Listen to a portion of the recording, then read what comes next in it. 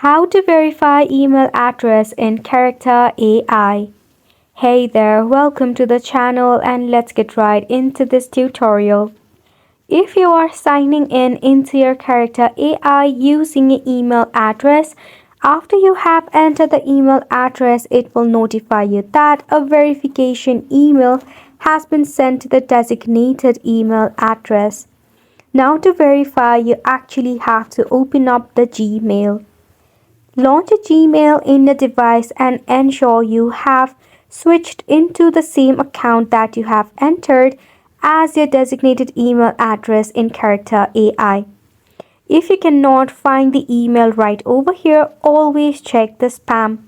For that, tap on the three horizontal line and click on the spam button. There you will find your Character AI verification email. Now for the verification, click on the given link so that you can verify your email address for Character AI. After you click on the link, you'll be redirected to a new page and you may have to wait for a while for the verification. After you have successfully been verified, you'll be logged in into your Character AI account automatically. So this is how you have created yourself your Character AI account as well as verified your email address. This sums up the tutorial as well. Thank you so much for tuning in.